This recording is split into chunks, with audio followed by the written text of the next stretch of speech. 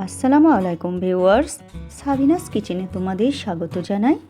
আজ আমি তোমাদের কাছে নিয়ে চলে এসেছি আম পান্নার রেসিপি। আজকাল প্রচুর গরম পড়েছে, এই গরমের জন্য এই আম পান্নার রেসিপিটি একদম পারফেক্ট। এই আম পান্না খেলে শরীরকে ঠান্ডা রাখে এবং শরীরকে সতেজও রাখে।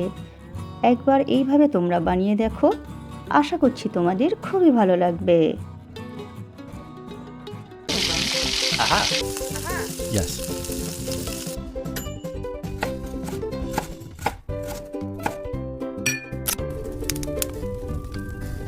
Wow.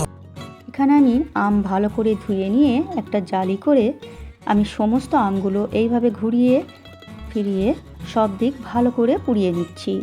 সমস্ত আম পুড়িয়ে নিয়েছি, নিয়ে এখানে আমি 1 কেজির মতো আম নিয়েছি, নিয়ে এবারে খোসাগুলো ছাড়িয়ে নিচ্ছি।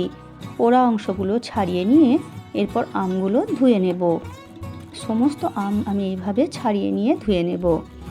এরপর একটি ছুরি দিয়ে আমি আমগুলো আঁটি থেকে আলাদা করে দেব। এইভাবে ছুরি দিয়ে কেটে কেটে আঁটিগুলো ফেলে দেব। আমের আঁটিগুলো ফেলে দিচ্ছি। এইভাবে সমস্ত আম থেকে আমি আমগুলো এইভাবে চেঁচে নিচ্ছি।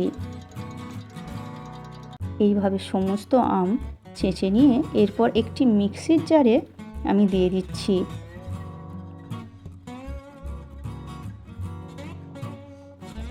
আমি প্রথমে অল্প করে পানি দেব, বেশি এখন পানি দেব না। প্রথমে পানি দিচ্ছি, দিয়ে 1 চামচ ভাজা জিরে গুঁড়ো দিয়ে দিচ্ছি, আর আমি 200 গ্রামের মতো চিনি দিচ্ছি। মিষ্টিটা তোমাদের মিষ্টি ও লবণটা তোমাদের পরিমাণ মতো তোমরা দেখে নিও। এরপর পিউরিটি একটা জায়গায় ঢেলে দিয়ে এরপর পানি দিয়ে আমি পাতলা করে নেব। পানি দিয়ে দিচ্ছি, দিয়ে এরপর আমি মিশিয়ে নিচ্ছি। আমি বিট লবণ দিয়ে দিচ্ছি পরিমাণ মতো। তোমরা ভালো করে লবণ আর চিনিটা চেখে নেবে শরবতের মধ্যে, পরিমাণটা ঠিক রেখে এরপর তোমরা বরফ বা ফ্রিজে রেখে ঠান্ডা করেও পরিবেশন করতে পারো। আমার রেসিপিটি তোমাদের কেমন লাগলো কমেন্ট করে জানিও। ভালো লাগলে বন্ধুবান্ধবের মাঝেও শেয়ার করে দিও।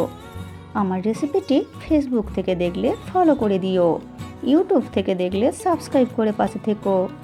আমার রেসিপিটি শেষ পর্যন্ত দেখার জন্য অনেক অনেক ধন্যবাদ।